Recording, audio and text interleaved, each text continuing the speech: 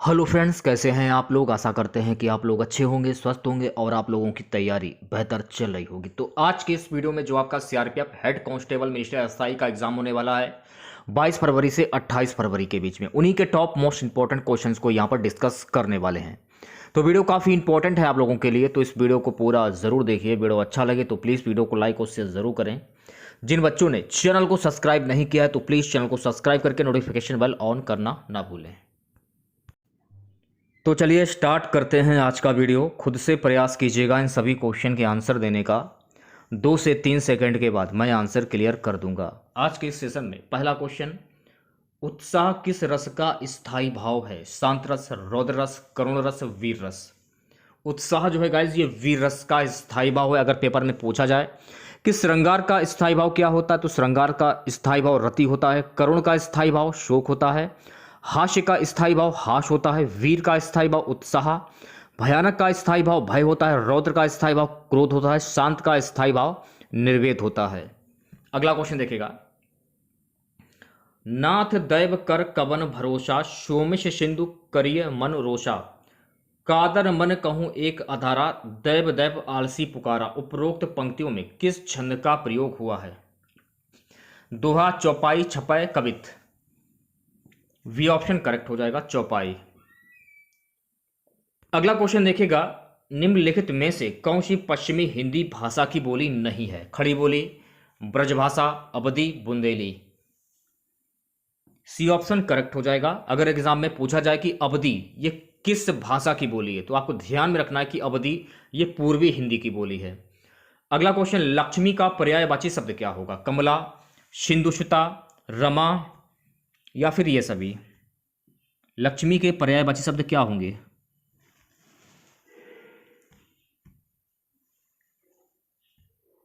तो इस क्वेश्चन का सही जवाब हो जाएगा ऑप्शन ए। अब ये जान लीजिए कि लक्ष्मी के पर्यायवाची शब्द कौन कौन से होते हैं। देखिए, लक्ष्मी के पर्यायवाची शब्द होते हैं कमला, रमा, इंदिरा, चंचला। ये सभी शब्द आपके लक्ष्मी के पर्यायवाची शब्द होते हैं। पर्यायवाची शब्द की परिभाषा क्या होती है यह भी जान लीजिए। एक ही अर्थ में प्रयुक्त होने वाले शब्द जो बनावट में भले ही अलग हों पर्यायवाची समानार्थी शब्द कहलाते हैं। यह आपको ध्यान रखना है। अगला क्वेश्चन देखेगा, विवाह का कौन सा पर्यायवाची शब्द है? परिणय, रोहित, वली, आयस। ए ऑप्शन करेक्ट हो जाएगा, परिणय ये विवाह का पर्यायवाची शब्द होता है। विवाह के पर्यायवाची शब्द होते हैं ब्याह, शादी, गठबंधन, परिणय, ब्याह, पाणिग्रहण, वैवाहिक, निकाह। ये सभी शब्द विवाह के पर्यायवाची शब्द होते हैं। चलिए बढ़ते हैं अगले क्वेश्चन की ओर। अगला क्वेश्चन देखेगा, त्योहार का तत्सम शब्द क्या होता है? भाई त्योहार का तत्सम शब्द क्या होगा? तो त्योहार का तत्सम शब्द होता है तिथिवार। ऑप्शन सी करेक्ट हो जाएगा। अगर ऑप्शन में पर्व दिया जाए तो आप इस पर भी टिक कर सकते हैं। तत्सम शब्द की परिभाषा जान लीजिए। तत्सम दो शब्दों से तत्धन शब्द से मिलकर बना है जिसका अर्थ होता है उसके समान, अर्थात संस्कृत के समान। हिंदी में अनेक शब्द संस्कृत में सीधे आए हैं और आज भी उसी रूप में प्रयोग किए जा रहे हैं, अर्थात जिन शब्दों को संस्कृत से बिना किसी परिवर्तन अथवा बदलाव के उपयोग किया जाता है उन्हें तत्सम शब्द कहते हैं। यह आपको ध्यान रखना है। अगला क्वेश्चन देखिएगा, पंडित का विलोम शब्द क्या होगा? विद्वान, अपंडित, कुपंडित, मूर्ख। पंडित का विलोम शब्द क्या होगा? तो पंडित का विलोम शब्द होता है मूर्ख। ऑप्शन डी करेक्ट हो जाएगा। अगला क्वेश्चन देखिएगा, चुलबुलापन में कौन सा प्रत्यय होगा? चुलबुलापन में कौन सा प्रत्यय होगा? तो देखिए, इस क्वेश्चन में थोड़ा सा डाउट हमें लग रहा है। थोड़ा सा कुछ बच्चे अन भी बता रहे हैं और कुछ बच्चे पन भी बता रहे हैं, तो मेरे हिसाब से तो पन होना चाहिए। चुलबुलापन आपके हिसाब से क्या होगा कमेंट बॉक्स में जरूर बताइएगा। अगला क्वेश्चन देखेगा, दुशासन की संधि विच्छेद क्या होगी? दुशासन की संधि विच्छेद क्या होगी? तो दुधन शासन। अगर पूछा जाए कि दुशासन में प्रयुक्त संधि कौन सी होगी तो यहां पर हो जाएगी विसर्ग संधि। चलिए बढ़ते हैं अगले क्वेश्चन की ओर। दाल रोटी में कौन सा समास है? तो आप लोग देख सकते हैं कि बीच में एक योजक चिन्ह आपको दिख रहा होगा, बीच में योजक चिन्ह। तो बीच में जब योजक चिन्ह आता है तो वहां पर कौन सा समास होता है? तो वहां पर होता है द्वंद्व समास। जहां पर संख्यावाचक शब्द हो तो वहां पर होता है द्विगु समास। ये भी आपको ध्यान रखना है कि चौराहा, चार राहों का समूह, नवग्रह, नौ ग्रह, ये भी आपको ध्यान रखना है, संख्यावाची शब्द। सो गाइस अगला क्वेश्चन देखिएगा, किसी मत का सर्वप्रथम प्रवर्तन करने वाले को क्या कहा जाता है? किसी मत का सर्वप्रथम प्रवर्तन करने वाले को क्या कहा जाता है? ए ऑप्शन करेक्ट हो जाएगा, आदि प्रवर्तक। अगला क्वेश्चन है गाइस कि मधुशाला के रचयिता कौन है? Neeraj, Harivansh Rai Bachchan, Vishnu Prabhakar, Shiv Prasad Singh. We option correct हो जाएगा, हरिवंश राय बच्चन। सो गाइस अगला क्वेश्चन, हिंदी वर्णमाला में अयोग भाग की संख्या है 4, 3, 2, 6। हिंदी वर्णमाला में अयोग भाग की संख्या कितनी है? सी ऑप्शन करेक्ट हो जाएगा, हिंदी वर्णमाला में अयोग भाग की कुल संख्या है 2।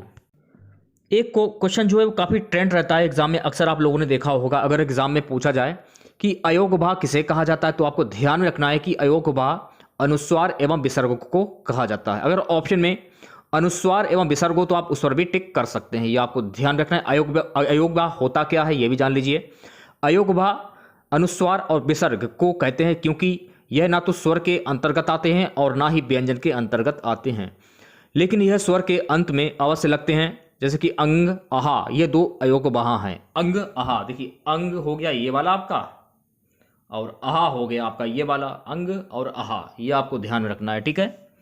चलिए बढ़ते हैं अगले क्वेश्चन की ओर। अगला क्वेश्चन है कि राष्ट्रभाषा कहलाती है, राष्ट्रभाषा कहलाती है। डी ऑप्शन करेक्ट हो जाएगा, बहुसंख्यक देशवासियों द्वारा प्रयोग की जाने वाली भाषा। राष्ट्रभाषा क्या होती है ये भी जान लीजिए आप लोग। राष्ट्रभाषा वह भाषा होती है जो किसी राष्ट्र या देश के ज़्यादातर क्षेत्रों और ज़्यादा जनसंख्या द्वारा बोली या समझी जाती है। यह भाषा देश का प्रतिनिधित्व करती है तथा देश के सरकार की आधिकारिक भाषा होती है। राष्ट्रभाषा शब्द का शाब्दिक अर्थ राष्ट्र में प्रयुक्त होने वाली भाषा से है। चलिए बढ़ते हैं अगले क्वेश्चन की ओर। बीजक के रचयिता कौन है, ये क्वेश्चन में पूछा जा रहा है, तो बीजक के रचयिता कौन है? तो सही जवाब हो जाएगा ऑप्शन ए, कबीर। अगर एग्जाम में पूछा जाए कि कबीर की कौन सी भाषा है, तो आपको ध्यान में रखना है कि कबीर की सदुक्कड़ी भाषा है। सूरदास की कौन सी भाषा, ये भी पेपर में पूछा जा सकता है, तो सूरदास की भाषा है सूरसागर। एक बात आपको और ध्यान रखनी है कि सूरदास को अष्टछाप का जहाज भी कहा जाता है, तो ये सभी फैक्ट आपको ध्यान रखना। अगला क्वेश्चन देखिएगा, विनय पत्रिका किसकी कृति है? सूर, तुलसीदास, जायसी, मज्झन। विनय पत्रिका किसकी कृति है? विनय पत्रिका तुलसीदास की कृति है, ऑप्शन वी करेक्ट हो जाएगा। गाइस अगला क्वेश्चन, दोहा में कितने चरण होते हैं? 2, 4, 6, 8। दोहा में कितने चरण होते हैं? सो गाइस दोहा में कुल 4 चरण होते हैं, तो बी ऑप्शन करेक्ट हो जाएगा। अब आप लोग दोहा के बारे में जान लीजिए। दोहा अर्धसम मातृछंद है, ये 2 पंक्ति का होता है, इसमें 4 चरण माने जाते हैं। इसके विषम चरणों प्रथम तथा तृतीय में 13-13 मात्राएं और सम चरणों द्वितीय तथा चतुर्थ में 11-11 मात्राएं होती हैं, ये आपको ध्यान रखना। अगला क्वेश्चन देखिएगा। अगला क्वेश्चन है इसकी चौपाई के प्रत्येक चरण में कितनी मात्राएं होती हैं? चौपाई के प्रत्येक चरण में कितनी मात्राएं होती हैं? 12, 14, 16, 18। ए ऑप्शन करेक्ट हो जाएगा, चौपाई के प्रत्येक चरण में कुल 12 मात्राएं होती हैं। अगला क्वेश्चन देखिएगा। अगला क्वेश्चन है गाइस कि ध्रुव स्वामिनी के रचयिता कौन है? प्रसाद, पंत, निराला, महादेवी वर्मा। ध्रुव स्वामिनी के रचयिता कौन है? तो सही जवाब हो जाएगा ऑप्शन ए, प्रसाद। अगला क्वेश्चन देखिएगा, कादंबरी के लेखक कौन है भाई? हर्ष, बाणभट्ट, रसखान, बिहारी। इस क्वेश्चन का सही जवाब हो जाएगा ऑप्शन वी। गाइस आपको यहां पर एक बात याद ध्यान में रखनी है कि कादंबरी जो उपन्यास है ये संस्कृत भाषा में लिखी गई है, ये आपको ध्यान में रखना है, क्योंकि एग्जाम में हो सकता है यहां से क्वेश्चन पूछ लिया जाए, तो आपको ध्यान में रखना है कि कादंबरी उपन्यास जो है ये संस्कृत भाषा में लिखी गई है। सो गाइस अगला क्वेश्चन, गबन किस लेखक की कृति है? भगवती चरण वर्मा, राजकुमार वर्मा, मुंशी प्रेमचंद्र, यशपाल।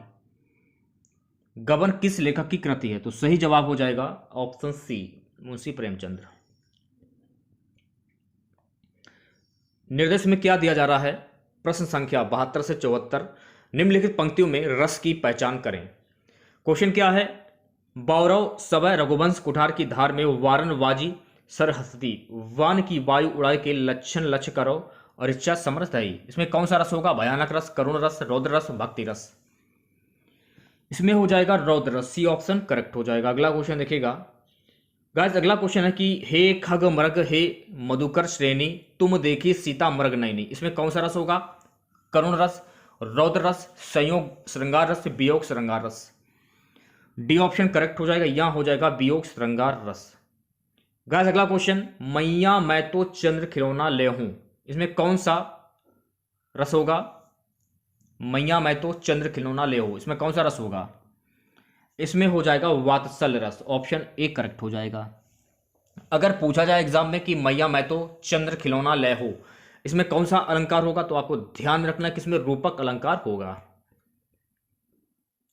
गाइस अगला क्वेश्चन देखिएगा, निम्न रूपों में से सही वर्तनी चुनिए। तो चार ऑप्शन आपके सामने दिए गए हैं। साहित्यकार की शुद्ध वर्तनी क्या होगी? सी ऑप्शन करेक्ट हो जाएगा, साहित्यकार। अगला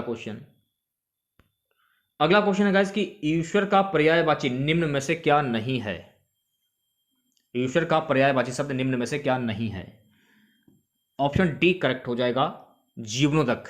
जीवनोदक जो है ये अमृत का पर्यायवाची शब्द होता है, ये भी आपको फैक्ट ध्यान में रखना है। अगला क्वेश्चन देखिएगा, कमल का पर्यायवाची निम्न में से क्या नहीं है? Shatdal, सरोरोह, Utpal, जलोध।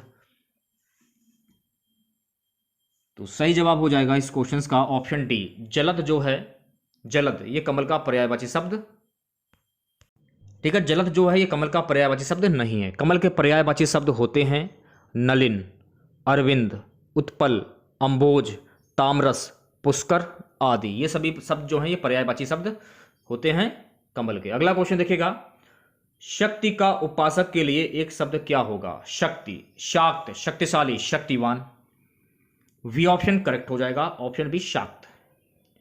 Guys next question देखिएगा, राजेश किस प्रकार की संधि का उदाहरण है?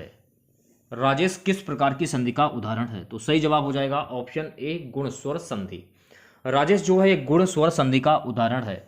राजेश का संधि विच्छेद होता है राजा धन ईस, ये भी आपको ध्यान में रखना। अगला क्वेश्चन देखिएगा, दिनानुदिन, दिनानुदिन किस समास का उदाहरण है? तो दिनानुदिन का समास विग्रह होता है दिन प्रतिदिन, जहां पे मान लीजिए ये शब्द आ जाए, यथा, अनु, प्रति, बड़ा आ, भर, उद, हर। जहां पर ये शब्द आ जाए तो वहां पर आपका हो जाता है अव्ययीभाव समास। अब देखिए इसमें क्या बोला जा रहा है, दिन प्रतिदिन, दिनानुदिन। जब आप इसका समास विग्रह करते हैं तो इसका समास विग्रह होता है दिन प्रतिदिन। तो देखिए इसमें प्रति आ रहा है तो हो जाएगा यहां पर अव्ययीभाव समास। जैसे कि भर पेट, पेट भर के, तो भर इसमें आ रहा है, अव्ययीभाव समास हो जाएगा। तो ये सब याद कर लीजिए, अव्ययीभाव समास आप आसानी से पहचान लेंगे। अगला क्वेश्चन, ना रीर कानो देश नाही किस प्रसिद्ध महिला लेखिका की रचना है? तस्लीमा नसरीन, मां श्वेता देवी, Krishna Sobti, Maitreyi Pushpa. Taslima Nasrin, option A correct हो जाएगा।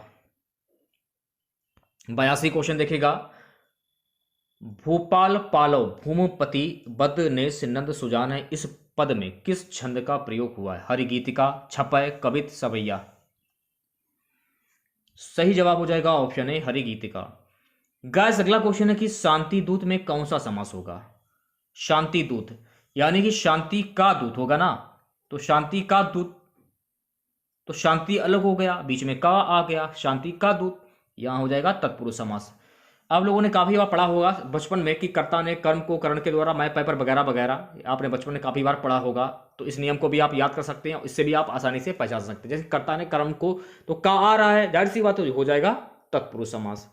अब यहां देखिएगा, आजन्म, आजन्म में कौन सा समास है? मैंने आप लोगों को बताया था, यथा, अनु, प्रति, बड़ा आ, भर, उद, हर। ये सब मैंने आपको बताए थे। देखिए बड़ा आ रहा है इसमें, आजन्म में कौन सा समास है? तो मैंने क्या बताया था, वहां पर हो जाता है अव्ययीभाव समास, ऑप्शन डी करेक्ट हो जाएगा। अगला क्वेश्चन देखिएगा, निम्नलिखित में से कौन योगऋण शब्द है? पंकज, दयानिधि, पानी, विशालकाय। तो यहां पर देखिए योगऋण शब्द की बात हो रही है ना, तो सही जवाब हो जाएगा ऑप्शन ए, पंकज जो है गाइस ये योगऋण शब्द हो जाएगा। देखिए शब्द तीन प्रकार के होते हैं, ऋण, यौगिक और योगऋण। ऐसे शब्द जिन्हें सार्थक खंडों में बांटा नहीं जा सकता उन्हें हम ऋण शब्द कहते हैं। ऐसे शब्द जिसे हम खंडों में बांट सकते हैं यहाँ संधि समास उपसर्ग के बने होते हैं उसे हम यौगिक शब्द कहते हैं। योगरूढ़ शब्द की अगर हम बात करें, ऐसे शब्द जिन्हें सार्थक खंडों में बांटा जा सकता है लेकिन उनके खंड अलग अलग अपना अर्थ ना व्यक्त करके मिलकर एक नए शब्द की तरफ संकेत करते हैं, उन्हें हम योगरूढ़ शब्द कहते हैं। ये आपको ध्यान रखना। अगला क्वेश्चन देखिएगा, जो आंखों से ना देखा जा सके के लिए एक शब्द क्या होगा? जो आंखों से ना देखा जा सके, तो जो आंखों से ना देखा जा सके उसको हम बोलते हैं अगोचर। तो बी ऑप्शन करेक्ट हो जाएगा। अगर ऑप्शन में अदृश्य दिया जाए तो आप इस पर भी टिक कर सकते हैं। अगला क्वेश्चन देखिएगा, ढिंडोरा पीटना मुहावरा किस अर्थ में प्रयुक्त हुआ है? खेल कराना, प्रचार करना, वाक्पटु होना, डींग हाँकना। ढिंडोरा पीटना मुहावरे का सही अर्थ क्या होगा? बी ऑप्शन करेक्ट हो जाएगा, प्रचार करना। अगर ऑप्शन में ऐलान करना दिया हो तो आप इस पर भी टिक कर सकते हैं। चलिए बढ़ते हैं अगले क्वेश्चन की ओर। तूती बोलना का सही अर्थ क्या होगा? रौब होना, प्यार होना, झगड़ा होना, संगीत बजना। तूती होना, ए ऑप्शन करेक्ट हो जाएगा, रौब होना। अगर ऑप्शन में आतंक होना या फिर दबदबा होना ऑप्शन में हो तो आप इस पर भी टिक कर सकते हैं। अगला क्वेश्चन, कलम का सिपाही के लेखक कौन है भाई? प्रेमचंद, अमृत राय, अमृतलाल नागर, कमलेश्वर। कलम का सिपाही के लेखक कौन है? तो कलम के सिपाही का लेखक है अमृत राय। ऑप्शन वी करेक्ट हो जाएगा। अगला क्वेश्चन देखिएगा, शुद्ध वाक्य का चयन कीजिए। तो चार ऑप्शन आपके सामने दिए गए, तो शुद्ध वाक्य हो जाएगा कल पाठ पढ़कर आइए। ऑप्शन सी करेक्ट हो जाएगा। 91 क्वेश्चन देखिएगा, निम्नलिखित में से सही वर्तनी वाला शब्द छांटिए। इनमें से आपको सही वर्तनी वाला शब्द चुनना है, तो सही जवाब हो जाएगा विलक्षण। विलक्षण दे सकते हैं, यह शुद्ध वर्तनी वाला शब्द हो जाएगा। गाइस 92 क्वेश्चन देखिएगा, मैं जो नया ग्रंथ बिलोकता हूं, भाता मुझे नव मित्र सा है, देखूं उसे मैं नित्य नेम से ही, मानो मिला मित्र मुझे पुराना। उपरोक्त पंक्तियों में कौन सा रस है? चौपाई, दोहा, इंद्रप्रजा, वैरवे। सी ऑप्शन करेक्ट हो जाएगा, यहां हो जाएगा इंद्रप्रजा। गाइस अगला क्वेश्चन, सोबे कित चकोर तू सफल करे किन नैन, चार दिना की चांदनी फिर अंधियारी रैन, फिर अंधियारी रैन सके लकी सोच करेगो, सजग रहे नहीं भूली काल कृत्य जाल परेगो, बरनो दीन दयाल लाल यह काल ना खाव, रोम रोम प्रति सोम कला ना लखवा कित सोब। उपरोक्त पंक्तियों में कौन सा रस है? तो इस क्वेश्चन का सही जवाब हो जाएगा ऑप्शन सी, कुंडलियां। भारत भारती किसकी रचना है? Maithili Sharan Gupt, Vrindavan Lal Verma, Rajkumar Verma, Jaishankar Prasad. A option correct हो जाएगा, यहां हो जाएगा भारत भारती जो है ये मैथिली शरण गुप्त की रचना है। चंद्रकांता किस लेखक की कृति है? बालकृष्ण भट्ट, प्रताप नारायण मिश्र, देवकी नंदन खत्री, श्रद्धाराम फिलौरी। चंद्रकांता देवकी नंदन खत्री की प्रसिद्ध कृति है, यह आपको ध्यान रखना। इस क्वेश्चन में थोड़ा सा डाउट लग रहा है, सवैया, दोहा, चौपाई होते हैं, तो इसमें रस क्यों लिख दिया उन्होंने? उपरोक्त पंक्तियों में कौन सी चौपाई ये होना चाहिए? क्वेश्चन ही क्या गलत है, ये सो गलती ही मान लेते हैं। थोड़ा सा डाउट लग रहा है इस क्वेश्चन में, हमें छोड़ते हैं फिलहाल इसको। महत्वपूर्ण फैक्ट जान लीजिए, चंद्रकांता हिंदी के शुरुआती उपन्यासों में से एक है जिसमें लेखक देवकी नंदन खत्री हैं। सबसे पहले इसका प्रकाशन सन 1888 में हुआ था। यह लेखक का पहला उपन्यास था, यह आपको ध्यान रखना। अगला क्वेश्चन देखिएगा, निम्नलिखित प्रत्येक वाक्य के नीचे चार विकल्प दिए गए हैं, उनमें कोई एक विकल्प दिए गए वाक्य का शुद्ध रूप का चयन करना है। तो शुद्ध वाक्य का चयन करना है आप लोगों को। इसमें क्या दिया जा रहा है? लड़कियों को जाने दो, इसका शुद्ध वाक्य क्या होगा? तो लड़कियों को जाने दो, ए ऑप्शन करेक्ट हो जाएगा। 97 क्वेश्चन देखेगा, आभारी हम सदा रहेंगे, इसका शुद्ध वाक्य क्या होगा? इसका शुद्ध वाक्य हो जाएगा हम सदा आभारी रहेंगे, तो ऑप्शन ए करेक्ट हो जाएगा। 98 क्वेश्चन देखेगा, नदियां बह रही हैं, इसका शुद्ध वाक्य क्या होगा? नदियों बह रही हैं, नदियों बह रही हैं, ऑप्शन ए करेक्ट हो जाएगा, नदियां बह रही हैं। अगला क्वेश्चन है गाइस कि कोशी का घटवार किसकी प्रसिद्ध रचना कहानी है? फणीश्वरनाथ रेणु, प्रेमचंद, यशपाल, शेखर जोशी। कोशी का घटवार किसकी प्रसिद्ध रचना कहानी है? सही जवाब हो जाएगा ऑप्शन डी, शेखर जोशी। आज का हमारा सबसे लास्ट क्वेश्चन रहेगा, मेरो मन अनंत कहाँ सुख पावो, इस पंक्ति में किस रस की सृष्टि हुई है? श्रृंगार रस, वीर रस, शांत रस, भयानक रस। सही जवाब हो जाएगा ऑप्शन सी, शांत रस। तो आज के इस वीडियो में बस इतना ही। आशा करते हैं कि आज का वीडियो आप लोगों को पसंद आया होगा। वीडियो अच्छा लगे तो प्लीज़ वीडियो को लाइक और शेयर ज़रूर करें। और जो भी नए बच्चे हैं, जिन बच्चों ने चैनल को सब्सक्राइब नहीं किया है, तो सभी बच्चों से अनुरोध है कि प्लीज़ चैनल को सब्सक्राइब करके नोटिफिकेशन बेल ऑन करना ना भूलें। तो मिलते हैं नेक्स्ट वीडियो के साथ। जय हिंद, जय भारत।